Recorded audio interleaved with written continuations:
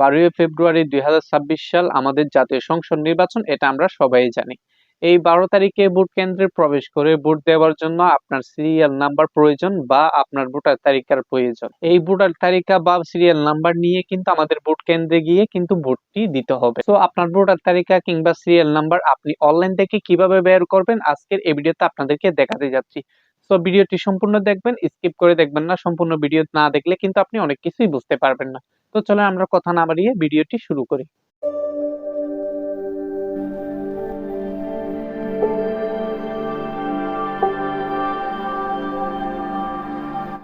So আপনারা সর্বপ্রথম play স্টোরে চলে যাবেন। তো আমি প্লে স্টোরে চলে যাচ্ছি।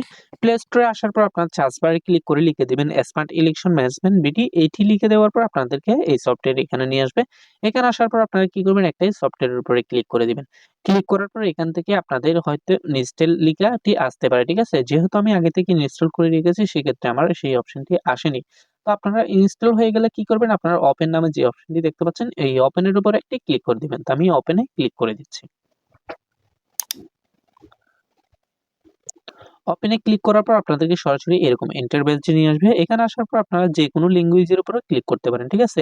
আপনারা যদি চান ইংলিশে খোলার জন্য তাহলে ইংলিশে খুলতে পারবেন, যদি বাংলাতে চান তাহলে বাংলাতে খুলতে পারবেন, ঠিক আছে। তো আমি বাংলাতে খুলতেছি, সে কারণে আমি বাংলাতে ক্লিক করে দিলাম।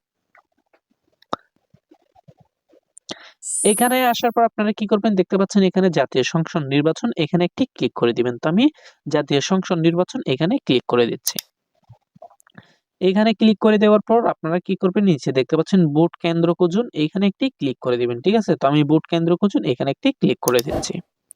এখানে ক্লিক করার পর এখানে আসার পর আপনারা কি করবেন, আপনারা দুইটি কাজ করতে হবে। প্রথমটি হচ্ছে আপনার এনআইডি কার্ডের নাম্বারটি এখানে লিখতে হবে।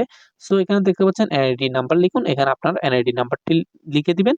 আর দ্বিতীয়টি হচ্ছে আপনার দেখেন এখানে জন্ম তারিখ লিখুন, এখানে আপনার জন্ম তারিখটি লিখে দিবেন। আপনার এনআইডি কার্ডে যে জন্ম তারিখটি দেওয়া আছে সেটি কিন্তু এখানে দিতে হবে, ঠিক আছে। তো আমি প্রথমত আমার এনআইডি কার্ডের নাম্বারটি দিয়ে দিচ্ছি, তারপর আমার জন্ম তারিখটি দিব, ঠিক আছে। তো আমি এনআইডি কার্ডের নাম্বারটি দেওয়ার জন্য আপনারা কি করবেন, এনআইডি নাম্বার লিখুন, এখানে একটি ক্লিক করে দিবেন। তো আমি এখানে ক্লিক করে দিচ্ছি। এখানে ক্লিক করার পর আপনার এনআইডি কার্ডের নাম্বারটি এখানে লিখে দিবেন, ঠিক আছে। লিখে দেওয়া হয়ে গেলে আপনারা কি করবেন, দ্বিতীয় অপশন দেখতে পাচ্ছেন জন্ম তারিখ লিখুন, এখানে একটি ক্লিক করে দিবেন। এখানে ক্লিক করার পর আপনারা কি করবেন, এখানে একটি ক্লিক করে দিবেন। এখানে ক্লিক করার পর আপনার কোন সালে আপনার জন্ম হয়েছিল সেটি আপনারা এখান থেকে সিলেক্ট করে দিবেন, ঠিক আছে। সিলেক্ট করার পর এখন দিতে হবে আপনার তারিখ এবং মাস, ঠিক আছে। এটি দেওয়ার জন্য আপনারা কি করবেন, এখানে একটি ক্লিক করে দিবেন।